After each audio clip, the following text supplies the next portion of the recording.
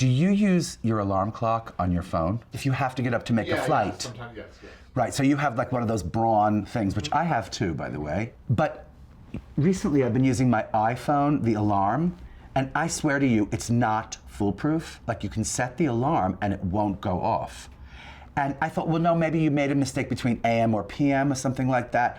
But I swear to you, there were 1 or 2 times when I'm like, by the way, don't you love that I am like correcting the alarm clock, right? It's like, well, why weren't you asleep to begin with to learn the hard way that you overslept, right? But instead, I woke up and noticed that the phone didn't work, right?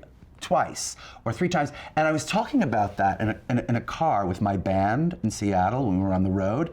And 2 of the boys were like, oh my God, it doesn't work, right? And then the driver of the van was like, oh no, it so doesn't work, right? If you oversleep in New York and you miss like a taping or something, well, you know, someone's gonna wake you up, right? And they're gonna get you to the taping and it'll be, but if you're in Madrid and you miss your flight, well, then what do you do?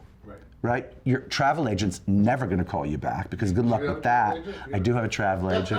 Why is that funny, Jim Biederman? I know, it is pretty funny, right? No idea why it's funny. Go on. No, but I guess I'm so old that I have to have a travel agent. Do you pay them on I don't know. I have no idea. You know, I've never asked the question. I should ask the guy. Maybe that's why he doesn't call me back because I don't pay him or something, right? I don't know how they pay. You know, I don't like to travel, but I love to travel. Oh my God, like I love the act of travel. I don't like anything about traveling. I don't like being away from the world I live in, which I love. I love my world. I've created my world and I love it, you know? And it scares me to be like outside the realm of my world. And I have traumas in advance, like weeks before I start going into traumas. Like in the middle of the night, like, oh my God, I have to leave for Spain in a week, in 2 weeks, in a month, whatever, really. And I'm gonna get lost in the airport and the plane's gonna go down. Or worse, the plane will be late. Like, I don't care if the plane goes down, as long as it's not late, as long as it takes off on time, I am fine.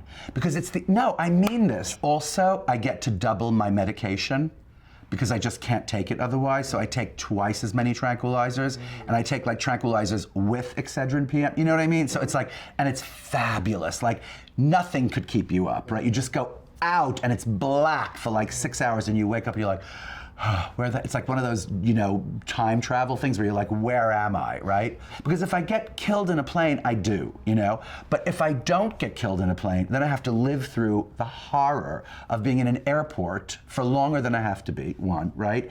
And 2, uncertainly, right? I could be there for, who knows, 2 days, 3 days. Did you ever see that movie with Elizabeth Taylor called The VIPs, where they're literally stuck in the airport forever? You see?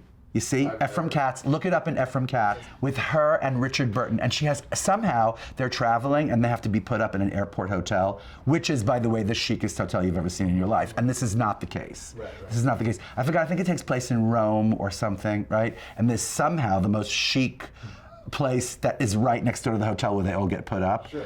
And she has another fur in every single scene. And you're like, well, is she traveling with a wardrobe that just she keeps opening and going and getting furs? It's hilarious. I would be on a plane, right? And that's the other thing. People come up and they ask for your autograph and they're like, oh, can I take a picture? Can I da-da-da-da? And you're like, of course. And then by the end, you're just, right?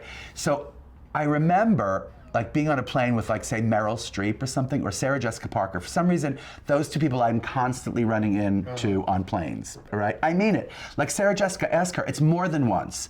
I give her sleeping pills. She relies on me for sleeping pills, even though, I'm not kidding you. And you notice, like, you're the one who, like, the plane lands and you schlep with everybody else with your rolling bag, with your bag and your coat and your scarf that you wish you didn't bring, because now it's hot and you forgot it was gonna be hot. Anyway, and then you notice, like, where's Meryl?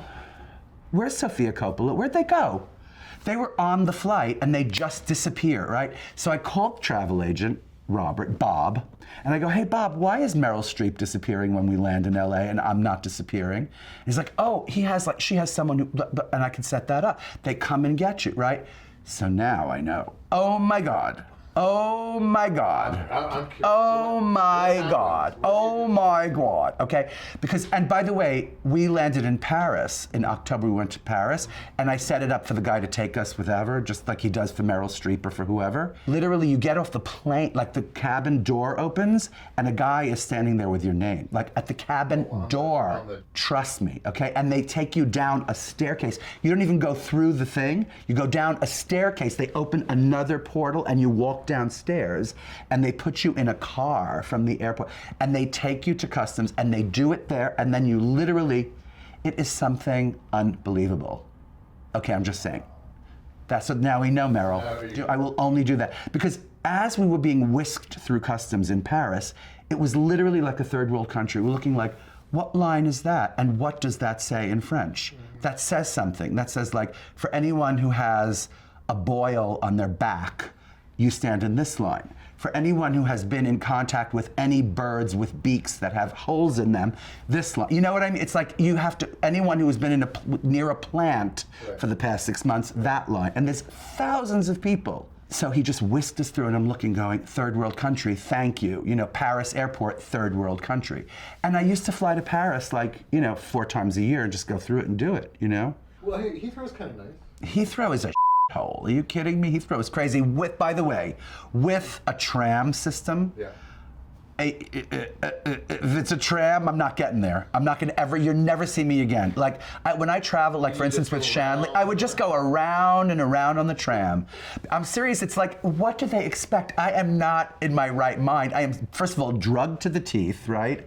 Second of all, it's like, I just want to get where I'm going. Don't put me on a tram after I've been in a flight for 7 hours. Don't do that to me. A tram, Heathrow? Come on, Heathrow. The other thing I adore about international travel especially is like the breakfast thing, like a hotel breakfast. Is there anything better than a hotel breakfast? A white tablecloth, silverware, a white napkin, right? Is there anything better? And I have a great friend, Mark Morris. He is probably like the perfect example of a human being, right? He's the greatest artist alive, I think, period, right? Second, he knows how to live, this man. You know, like we were in Spain together. And it was such a pleasure because, I am this person. It's like, well, breakfast ends at 11. Oh my God, like we have to get to sleep by whatever. So we get like 6 hours or so, and then we have a minute for a shower, and then you sit down, and by the time you know it, it's like, he's like, well, I will go to sleep when I want to go to sleep. And I will eat breakfast when I want to eat breakfast. And I will, take a squat when I need to, this is the person that everybody wants to be.